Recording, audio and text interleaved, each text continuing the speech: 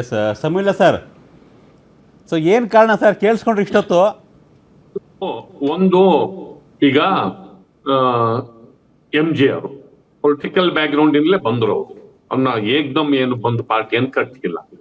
ಆದ್ರೆ ಅವ್ರ image point of view ಇಂದ ಎಷ್ಟು ಕ್ಲೀನ್ ಇಮೇಜ್ ನ ಮೇಂಟೈನ್ ಮಾಡೋದಕ್ಕೆ ತೆರೆ ಮೇಲೆ ಕುಡಿತಿರ್ಲಿಲ್ಲ, ತೆರೆ ಮೇಲೆ ಸಿಗರೇಟ್ ಸೇರ್ತಿರ್ಲಿಲ್ಲ, ತೆರೆ ಮೇಲೆ 2 ಮದುವೆಗಳನ್ನು ರೋಲ್ಗಳನ್ನು ಕೂಡ ಮಾಡ್ತಿರ್ಲಿಲ್ಲ. ಎಲ್ಲಿ ನಮ್ಮ ವರ್ಚಸ್ಸಿಗೆ ಧಕ್ಕೆ ಬರುತ್ತೋ ಅಂತ ಈ ತರದ ಒಂದು ಡಿಸಿಪ್ಲಿನ್ದಾಗಿ ಅವ್ರು ತಮ್ಮ ವರ್ಚಸ್ಸನ್ನ ಹೆಚ್ಚು ಮಾಡಿಕೊಂಡು ನಂತರ ಕ್ರಮೇಣ ಆ ವರ್ಚಸ್ಸನ್ನ ರಾಜಕಾರಣಕ್ಕೆ ಬೆಳೆಸ್ಕೊಂಡು ಬೆಳೆದಂತ ಸಂದರ್ಭದಲ್ಲಿ ಇಲ್ಲಿ ವಿಜಯ್ ಅವರು ಕುಡಿತಾರೆ, ಆಲ್ಕೋಹಾಲಿಕ್ ಪ್ರೊಫೆಸರ್ ಆಕ್ಟ್ ಮಾಡ್ತಾರೆ, ಆಮೇಲೆ ಯಾವ್ದು ಗ್ಯಾಂಗ್ಸ್ಟರ್ ರೋಲ್ ಮಾಡ್ತಾರೆ, ಆಮೇಲೆ ಒಬ್ಬ ಹೀರೋ ಆಗಿ ಎಲ್ಲ ಕಟ್ಟುಪಾಡುಗಳನ್ನ ಬ್ರೇಕ್ ಮಾಡ್ತಾರೆ. ಅಂದ್ರೆ ಇವೆಲ್ಲವನ್ನ ಮೀರಿದ್ರು ಕೂಡ ಜನ ಅವ್ರನ್ನೇ ಆಯ್ಕೆ ಮಾಡ್ತಾರೆ. ಈ ಎಲ್ಲಾ ಪಾತ್ರಗಳನ್ನ ಅವ್ರು ಹೊಂದಿದ್ರು ಕೂಡ ಜನ ಅವ್ರನ್ನೇ ಆಯ್ಕೆ ಮಾಡ್ತಾರೆ. ಮತ್ತೆ ಇದು ಒಂಥರ ವಿಚಿತ್ರ ಅಂತ ಅನ್ಸುತ್ತೆ. ಅಂದ್ರೆ ಹೇಗೆ ಜನರೇಷನ್ ಬದಲಾಗುತ್ತಲ್ಲ, ಡ್ರಾವಿಡಿಯನ್ ಮೂವ್ಮೆಂಟ್ ಇರುವಂತಹ ಒಂದು ರಾಜ್ಯದಲ್ಲಿ ಆದಂತಹ ತರ ಇಮೇಜ್ ಹೇಗೆಲ್ಲ ಬದಲಾಯಿಸ್ತು ಅನ್ನೋದು. ಎರಡನೇದು ಮುಖ್ಯವಾಗಿ ಅವ್ರ ಪಾತ್ರದಲ್ಲಿ 2, ಒಂದು ಅನ್ಎಂಪ್ಲಾಯ್ಮೆಂಟಿನ ವಿರುದ್ಧ ಸಮರ, ಇನ್ನೊಂದು ಭ್ರಷ್ಟಾಚಾರದ ವಿರುದ್ಧ ಸಮರ. ಆಮೇಲೆ ರಾಜಕಾರಣಕ್ಕೆ ಬಂದಿದ್ದೇನು ಆಕಸ್ಮಿಕ ಅಲ್ಲ, ಮೊದ್ಲು ಕೂಡ ಅನ್ಎಂಪ್ಲಾಯ್ಮೆಂಟ್ ಬಗ್ಗೆ ಅವ್ರು ಮಾತಾಡ್ತಿದ್ದಾರೆ. ತುಂಬಾ ಮೊದಲು AIADMK ಸಪೋರ್ಟ್ ಮಾಡಿದ್ರು. ತುಂಬಾ ಮೊದಲು ಅವರು ಅವ್ರ ಫ್ಯಾನ್ಸ್ಗಳು AIADMK ಸಪೋರ್ಟ್ ಮಾಡಿ ಕ್ಯಾಂಪೇನ್ ಕೂಡ ಮಾಡೋದಕ್ಕೆ ಅವರು ಸ್ಟೇಟ್ಮೆಂಟ್ ಕೂಡ ಮಾಡಿದ್ರು. ಅವರು ಸ್ವಲ್ಪ ವರ್ಷಗಳ ಮೊದಲು. ಮತ್ತೆ ಸೋಷಿಯಲ್ ವರ್ಕ್ ಸುಮಾರು 3-4 ವರ್ಷಗಳಿಂದ ವಿಜಯ್ ಮಕ್ಕಳಂತೆನೋ ಒಂದು ಅಭಿಮಾನಿಗಳು ಸಂಘ ಕಟ್ಕೊಂಡು ತುಂಬಾ ವೈಡ್ ಸೋಷಿಯಲ್ ವರ್ಕ್ ಮಾಡಿ ನೆಟ್ವರ್ಕ್, ಅದಕ್ಕೆ ಪ್ರಚಾರ ಇಲ್ದಲೇ ಇರ್ಬೋದು, ಅವ್ರಿಗೇನೋ ಅದೇನೋ ಅವ್ರಿಗೆ ಸಹಾಯ ಮಾಡೋದು, ಆಸ್ಪತ್ರೆ ಕ್ಯಾಂಪ್ಸು, ಆಮೇಲೆ ವೀಲು, ಆಮೇಲೆ ಏನೋ ಹೊಲಿಗೆ ಯಂತ್ರ, ಈ ತರದ್ದು ದೊಡ್ಡ ನೆಟ್ವರ್ಕ್ ಇದೆ. ಎರಡನೇದು, ನಾನು ಯಾಕೆ ಈ ಗೆಲುವು ಆಕಸ್ಮಿಕ ಅಲ್ಲ, ಅವರು ವ್ಯಾಕ್ಯೂಮ್ ಅನ್ನ ಹೆಂಗೆ ಕ್ಯಾಪ್ಚರ್ ಮಾಡ್ಕೊಂಡ್ರು ಅನ್ನೋದನ್ನ ಎಕ್ಸ್ಪ್ಲೇನ್ ಮಾಡ್ತಿದ್ವಿ. ಅದಾದ ನಂತರ ಸೋಷಿಯಲ್ ಮೀಡಿಯಾನ ಅವ್ರು ಎಷ್ಟು ಯಶಸ್ವಿಯಾಗಿ ಬಳಸ್ಕೊಂಡ್ರು ಅಂದ್ರೆ ಈ ಚುನಾವಣೆಯಲ್ಲಿ ಸೋಷಿಯಲ್ ಮೀಡಿಯಾ ದೊಡ್ಡ ಟ್ರೆಂಡ್ ಅವರ ಪರವಾದ ಟ್ರೆಂಡ್ ಕ್ರಿಯೇಟ್ ಮಾಡ್ತಾರೆ. ಸೋಷಿಯಲ್ ಮೀಡಿಯಾದಲ್ಲಿ ನೀವು ಎಷ್ಟು ದೊಡ್ಡ ಟ್ರೆಂಡ್ ನ ಕ್ರಿಯೇಟ್ ಮಾಡ್ಕೊ ಅಂತಂದ್ರೆ, ಮೊಬೈಲ್ ನೋಡೋರು, ಅದರಲ್ಲಿ ಆ ಸೋಷಿಯಲ್ ಮೀಡಿಯಾ ಫಾಲೋ ಮಾಡೋರು, ಮಾಮೂಲಿ ಜನ ಟಿವಿಗಿಂತ ಹೆಚ್ಚಾಗಿ ಇವರ ಅಸ್ತಿತ್ವವನ್ನ, ಎಕ್ಸಿಸ್ಟೆನ್ಸ್ ಅನ್ನ ಸೋಷಿಯಲ್ ಮೀಡಿಯಾ ಸ್ಟ್ರಾಂಗ್ ಆಗಿ ಗುರುತಿಸ್ತು. ಹೀಗಾಗಿ ಈ ಎಲ್ಲಾ ಫ್ಯಾಕ್ಟರ್ಸ್ ಮತ್ತು ಜನಗಳ ನಡುವೆ ಇರುವ ಪಾಪ್ಯುಲಾರಿಟಿ ಮತ್ತೆ ಯಂಗ್ ಹೊಸ ಸಮುದಾಯ, ಹೊಸ ತಲೆಮಾರು, ಅಂದ್ರೆ ಈ ದ್ರವಿಡಿಯನ್ ಮೂವ್ಮೆಂಟ್ ಇಂದ ನೇರ ಇನ್ಫ್ಲುಯೆನ್ಸ್ ಆಗದಂತಹ ಸಮುದಾಯ, ಅದನ್ನ ಟಾರ್ಗೆಟ್ ಮಾಡ್ಕೊಂಡು ಅವರ ಇಶ್ಯೂಸ್ ಗಳನ್ನ ಅಟೆಂಡ್ ಮಾಡ್ಕೊಂಡು ಇಷ್ಟಿದ್ರು ಅವ್ರು ಹೇಳಿದ್ದು ಪೆರಿಯಾರ್ ಅವ್ರ ಹೆಸರನ್ನೇ, ದ್ರವಿಡಿಯನ್ ಮೂವ್ಮೆಂಟ್ ಇಂದ ಅವ್ರೇನ್ ದೂರ ಹೋಗಿಲ್ಲ. ಇಷ್ಟಿದ್ರು ಮೊದಲನೇ ದಿನಾನೇ ಅವ್ರು ಹೇಳಿದ್ದು ಪೆರಿಯಾರ್ ಮೂವ್ಮೆಂಟೇನೆ.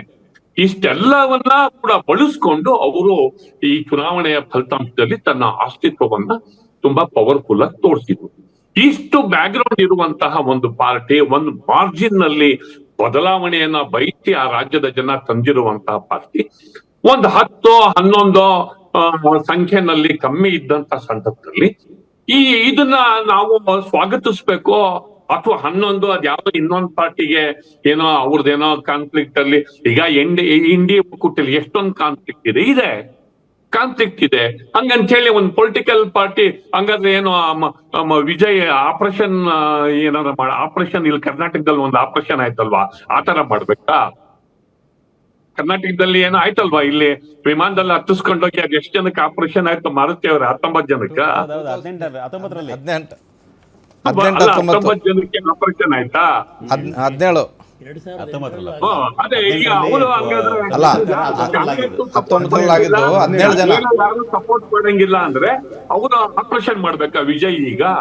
ಎಸ್ ಸರ್, ಈಗ ಸಮೀಲ ಸರ್ ಏನ್ ಗೊತ್ತಾ, ಈಗ ಇವ್ರಿಗೆ ಇನ್ನೂ 10 ಸೀಟ್ ಬೇಕಾಗಿದೆ. ಪಾಪ ನೀವು ಹೇಳ್ದಂಗೆ ಈಗ ಕಾಂಗ್ರೆಸ್ ಆಗಿರ್ಬೋದು, DMDK ಆಗಿರ್ಬೋದು, ಈಗ ಕಾಂಗ್ರೆಸ್ ಹತ್ರ 5 ಇದಾವೆ, DMDK ಹತ್ರ 1 ಇದೆ, VCK ಹತ್ರ 2 ಇದೆ, CPI ಮತ್ತು CPIM ಅವ್ರ ಹತ್ರ 4 ಇದಾವೆ, ಮುಸ್ಲಿಂ ಲೀಗ್ 1 ಇದೆ. ಈ ಅಂದರೆ 13 MLA ಸೀಟ್ ಏನಿದಾವೆ ಇವೆಲ್ಲವೂ ಕೂಡ DMK ಜೊತೆ ಅಲಯನ್ಸ್ ಆಗಿದ್ದಂಥವ್ರೆ.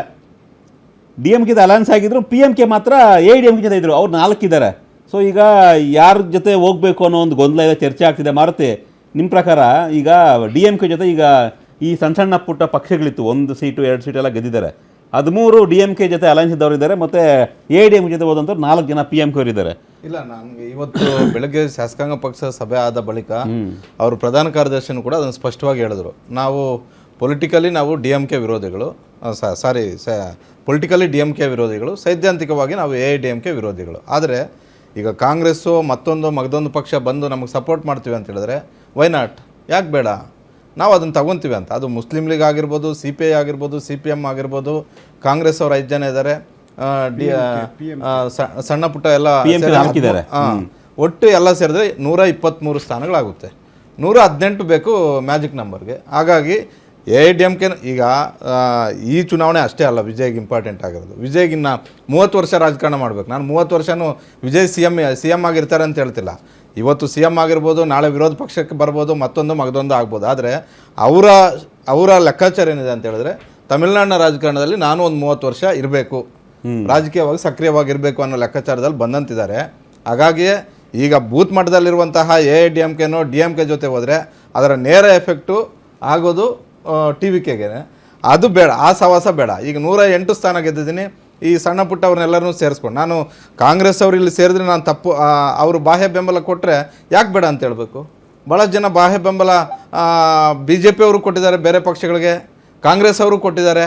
ಆ ವಿಚಾರಕ್ಕೆ ಬಂದಾಗ, ನೈತಿಕತೆ ಅಂತ ವಿಚಾರಕ್ಕೆ ಬಂದಾಗ ದೇಶದಲ್ಲಿ ಎಲ್ಲೂ ಕೂಡ ನೈತಿಕತೆ ಇಟ್ಕೊಂಡೇನು ಇವತ್ತೇನು ರಾಜಕಾರಣ ಏನು ಮಾಡ್ತಾ ಇಲ್ಲ.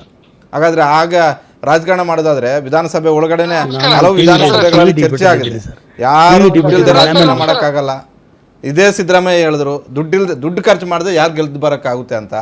ಹೀಗಾಗಿ ಕಾಂಗ್ರೆಸ್ ಅವರು ಸಪೋರ್ಟ್ ಮಾಡೋಕ್ಕೆ ರೆಡಿ ಇದ್ದಾರಲ್ಲಿ.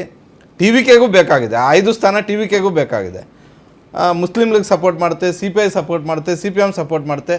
ಅಬ್ಸಲ್ಯೂಟ್ಲಿ ಇವರೆಲ್ಲರನ್ನೂ ಸೇರಿಸ್ಕೊಂಡು 123 ಸ್ಥಾನಗಳಾಗ್ತವೆ. ಆರಾಮಾಗಿ ಸರ್ಕಾರ ರಚನೆ ಮಾಡ್ತಾರೆ. ನಾಡಿದ್ದು ಪ್ರಮಾಣ ವಚನ ಸ್ವೀಕಾರ ಮಾಡ್ತಾರೆ. ಇದೇ ತಾಟು ಇವತ್ತು ವಿಜಯಲ್ಲೂ ಇರೋದು. ರಾತ್ರಿಯಿಂದಾನೇ ಈ ಗೇಮ್ ಅಲ್ಲ ಮಾರುತಿ, ನೀವು ಹೇಳ್ದಷ್ಟು ಸುಲಭನ ಅದು ಅಲ್ಲ. ಈಗ ಬೇರೆ ಆಪ್ಷನ್ ಇಲ್ವಲ್ಲ. ನೀವು ಹೇಳ್ದಷ್ಟು ಈಗ ಕಾಂಗ್ರೆಸ್ ಹೇಳಿದ್ರು, ದರ್ಶನ್ ಅವರು ಹೇಳಿದ್ರು ಹೈಕಮಾಂಡ್ ನಿರ್ಧಾರ ಮಾಡಬೇಕು ಅಂತ. ಹೈಕಮಾಂಡ್ ಮೀನ್ಸ್ ರಾಹುಲ್ ಗಾಂಧಿ ನಿರ್ಧಾರ ಮಾಡಬೇಕು ಅಲ್ಲ. ರಾಹುಲ್ ಗಾಂಧಿನೋ ಮಲ್ಲಿಕಾರ್ಜುನ ಕೂತ್ಕೊಬೇಕು, ವೇಣುಗೋಪಾಲ್ ಅವರು ಕೂತ್ಕೊಬೇಕಪ್ಪ. ಈಗ ವೇಣುಗೋಪಾಲ್ ಅವರು CM ಆಗಿ ಓಡಾಡ್ತಿದ್ದಾರೆ. ಅವ್ರಿಗೆ ತಮಿಳ್ನಾಡು ಇಂಪಾರ್ಟೆಂಟ್ ಅಲ್ಲ, ಅವ್ರಿಗೆ ಕೇರಳದ್ದು ಅಲ್ವಾ? ಕೇರಳ ಇಂಪಾರ್ಟೆಂಟ್ ವೇಣುಗೋಪಾಲ್ಗೆ. Kerala separate, Kerala important. ಆದ್ರೆ ಇವತ್ತು ರಾಹುಲ್ ಗಾಂಧಿನೇ ನೇರವಾಗಿ ನನ್ನ ಜೊತೆ ಮಾತಾಡಿದ್ದಾರೆ. ಅಂದ್ರೆ ಅದರ ಅರ್ಥ ಏನು?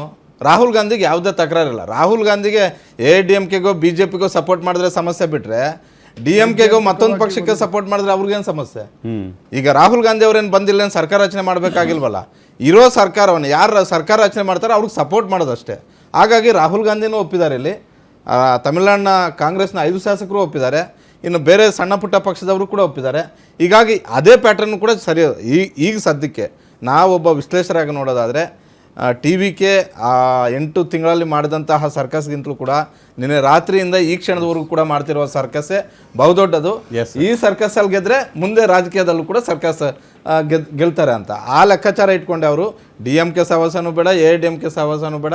ಯಾಕಂದರೆ ಅವ್ರಿಗೆ ಪೈಪೋಟಿ ಇರೋದೀಗ DMK AIADMK ವಿರುದ್ಧನೇ ಅವರು ಚುನಾವಣೆ ಮಾಡಬೇಕೇ. ಹೌದು, ಈಗಾಗಲೇ AIADMK ಜೊತೆ ಹೋಗಲ್ಲ ಅನ್ನೋದನ್ನ TVK ಜನರಲ್ ಸೆಕ್ರೆಟರಿ ಕನ್ಫರ್ಮ್ ಮಾಡಿದ್ದಾರೆ. AIADMK ಜೊತೆ ನಾವು ಮಾತುಕತೆ ಮಾಡಲ್ಲ, ನಾವು ಅವ್ರ ಜೊತೆ ಮೈತ್ರಿ ಹೋಗಲ್ಲ, ನಾವು ಇಂಡಿಪೆಂಡೆಂಟ್ ಆಗಿ ಗೌರ್ಮೆಂಟ್ನ ಫಾರ್ಮ್ ಮಾಡ್ತೀವಿ ಅಂತ TVK ಜನರಲ್ ಸೆಕ್ರೆಟರಿ ಇನ್ಫಾರ್ಮ್ ಮಾಡಿದ್ದಾರೆ. ಸೊ ಹಾಗಾಗಿ DMK ಜೊತೆ ಹೋಗೋದೇ ಇಲ್ಲ ಅವರು. ಅವ್ರ ಆರಂಭದಿಂದಲೂ ಕೂಡ ಅವರ DMKನ ಟಾರ್ಗೆಟ್ ಮಾಡಿಕೊಂಡು ಸ್ಟಾಲಿನ್ ಅವರ ಭ್ರಷ್ಟಾಚಾರವನ್ನ ಪ್ರಶ್ನೆ ಮಾಡಿಕೊಂಡು ಬಂದಂಥವ್ರು ವಿಜಯ್.